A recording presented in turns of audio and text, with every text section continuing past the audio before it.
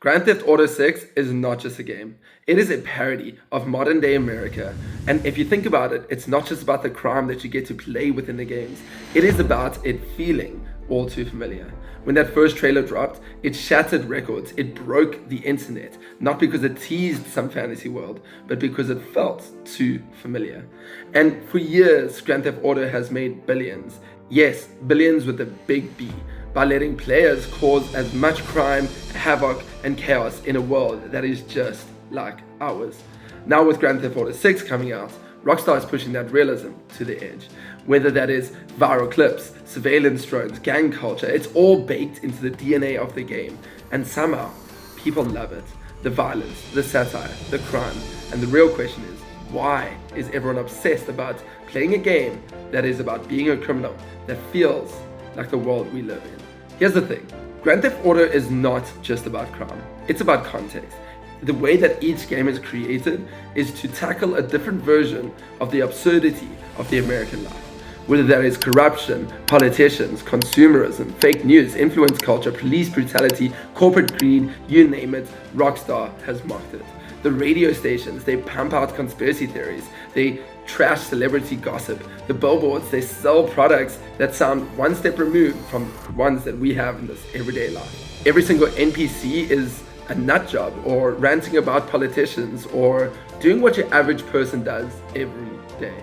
And honestly, that's how a lot of people see the real world we live in. The NPC has become the go-to insult for the average person that is walking their dog, or stuck on their phone, or helping you out at the gas station. See, Rockstar isn't just making a new world, they're turning our world into a game that has no consequences. There's something fascinating and perhaps problematic about the fact that people want to live in this world. It's familiar, but it's exaggerated. And it feels like it gives you a sense of control in a version of society that is unhinged in the most insane way. And we've come a long way from when the game first came out. See, the original Grand Theft Auto was developed by DMA Design and published by BMG Interactive back in 1997. The game was this top-down view game, a 2D game with pixel graphics, and players controlled a tiny character from a bird's eye view. Whether they were hijacking cars or escaping cops across this pixelated system, well, it was a unique and very different game to the one that we play today. And the reviews were mixed. See, critics focused on the crude gameplay, the graphics, the clunky controls, but what pushed it into the spotlight was the controversy. See, the media in the UK and the US were not happy to see a game that was about killing civilians or taking part in other various crimes. That was before the game even looked like the real world we live in today. But as we know it, all publicity is good publicity. And the coverage of the game is what made this a giant boost in sale and turned it into the franchise it is today. The true turning point with Grand Theft Auto 3 came in 2001. And that is when Rockstar North took a new direction. They skipped out on this bird's eye view and they created a 3D open world with cinematic storytelling and a satirical version of New York City. It was groundbreaking at the time. You had freedom, you had the story, you had voice acting, radio stations, all in one cohesive package. And the success of Grand Theft Auto 3 and the games following it was simply unmatchable. People became hungry to play a game that most would argue should never have existed.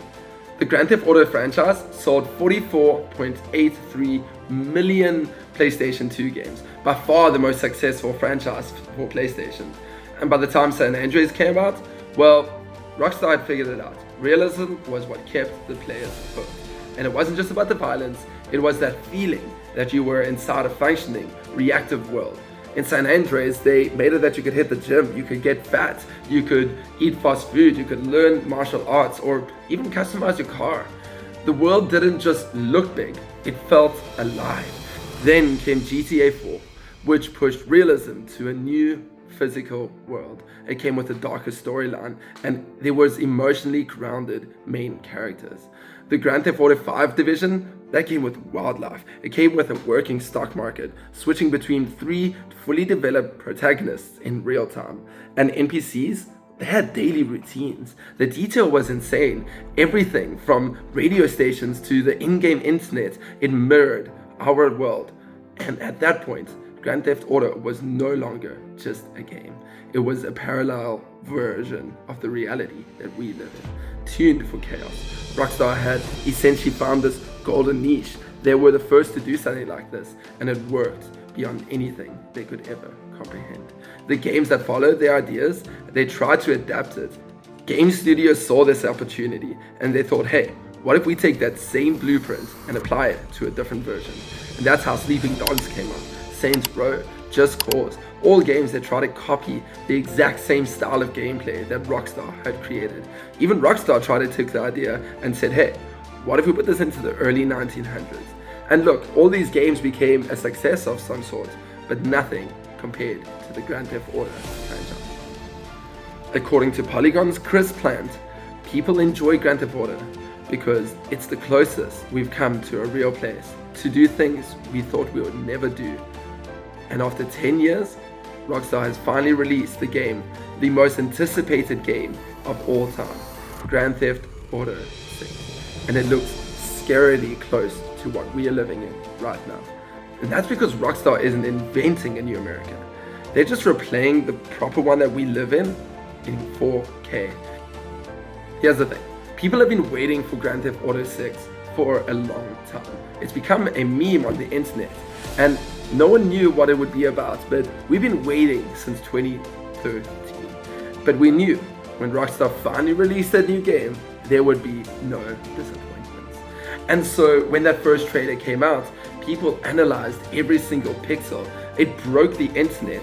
It wasn't some random screenshots. It was true, stunning gameplay. The world was full of life, and there didn't seem to be an empty spot in sight. The design team had focused even on the most minute details, like vapor trails behind a plane or the reflection of a headlight on a road in the distance. Hell, even the clouds are rendered, and the water and the clothing physics looked more real and more better than ever. Boats created wakes that actually look like water looks like.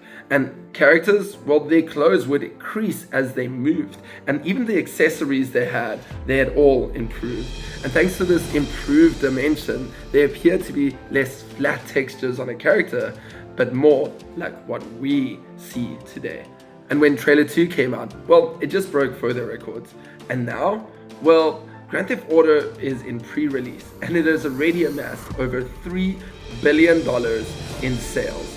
And that is insane if you think about it. That is more net worth than multiple countries around the world. The game was well done, and some players even assumed that it was the most realistic a game can ever be. And as I said before, the world looks like it'll be full of life. Cranes are unloading cargo off ships. They're not just this random decoration in the city. And there's more animals than there used to be. Heck, there's alligators in this one because it takes place in Florida. These little details, they add so much to the game. They immerse the player. The player shouldn't even really know whether they're in the real world or whether they're in the game's world. And we haven't even gotten to the NPCs at this point. According to a Redditor who claims to have worked on this game, NPCs are not just going to spawn as you get there. They're going to have daily routines. And this is similar to how Red Dead Redemption 2 did it, but to a new level. Each character is going to have its own routine it has to follow. And I'm not talking about just a daily one. It's going to go even further. They're going to go to work. They're going to go to a saloon. And the Redditor specifically referenced the games in the trailer. Apparently, this was what they look like on the weekend. See, an NPC goes to work over the week, but over the weekend, now they can go to the beach, which means traffic is going to be more dense over the weekends. Graphics look incredible, and the rumored character AI could be game-changing for Rockstar. There's going to be a presence of an in-game social media, which is much more prevalent than any other game they've created. Everything is being recorded and commented on, from alligators enjoying the sun to people breaking down in typical influencer fashion. It seems like that it will be heavily ingrained into the game's plot. And this time around, well, you won't be building your empire through brute force, though based on the shootouts in the trailer, it's still going to be a major aspect. No. This time, you'll be online and using your influence to rise up in the criminal world. Which takes us back to the first question. Why would people want to play this game? And at its base level, that's because Grand Theft Auto focuses on the worst parts of society. That is, desperate people driven to crime in order to survive. Or even worse, because they crave the power that comes with it. Players run around, they're shooting up a storm, they rob people with their vehicles, and it's just all around about being a terrible person. It's a crime simulator, and it has no consequences, and people love it. Logically speaking, this should not be the case. Why would people want to play a game where they're the villains in everyone's story except their own? And the answer lies in this no consequences idea of the game. Unlike similar games, well, your reputation doesn't take a knock when you go on a murder spree. The Grand Theft Auto franchise will just let you be and do what you want. The cops, of course, are going to chase you because the game is meant to reflect real life. But nothing really happens if you manage to evade them. You just go on playing the game. Your actions, they're just meaningless for the most part. And it's almost comparable to why people love American Psycho. It encapsulated this human idea. Something about watching a person run around and committing heinous acts of violence is almost liberating. You're living vicariously through the character on screen. When you're done, you turn it off, you go back to your device, and you think nothing of what just happened. And this is unlike real life, where consequences, they loom on you. They have this gray cloud that lives over your daily life. Outside of the game, most players have to deal with real life responsibilities, work stress, financial struggles, societal pressures that weigh them down every single day. And this combination can sometimes make life exhausting.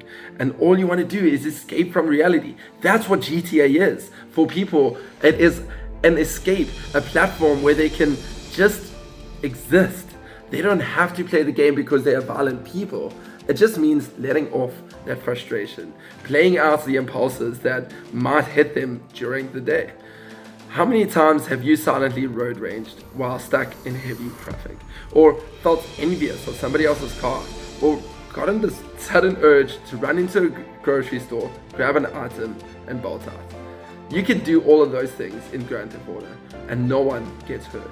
Not really in any way. And it's not just about the escapism. Yes, that's a major part. But the games are just really well written. Each protagonist, they have a compelling story to some regard. Yes, they are bad people who do terrible things, but you can't help but to just connect with them in some way as you play through their story. Especially when you hit rock bottom, they are still humans making human decisions. And most of them struggle with choices that they have to make, or they stick to them because it's all they know. How many times have you made a choice not because it was the right, but because it was the easy one? These characters, they deal with the similar situation on every single moment. Their lives are much more intense than the average person, but each one has some sort of relatable story. Some are desperate for a fresh start, an opportunity to prove they're more than their struggles that they've been given, but life keeps pulling them down. Most of the characters you play, they're just struggling to escape from their broken past, or maybe coping with their broken past in some even more damaging, broken way. They're also dealing with the fact that life didn't go as they imagined. They're making poor decisions, one after the other, to the next level. And there always seems to be one character that is a good representation of how a person may want to react, or to be dealing with consistent rejection and betrayal. And his reactions are more extreme. But there's no denying you wouldn't do the same if granted the freedom to do so. And that's the thing about Grand Theft Auto.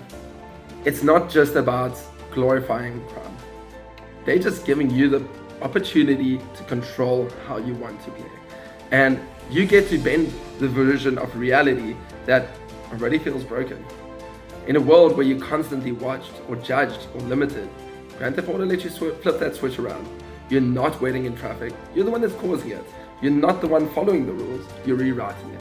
Grand Theft Auto, it just amplifies that feeling with terrifying precision. It's not this dystopia, it's just a Tuesday afternoon. Better lighting, but people keep coming back to it. because under all that chaos, under all that satire and controversy, it's fun, it's familiar, and maybe it's the most honest game we've ever seen.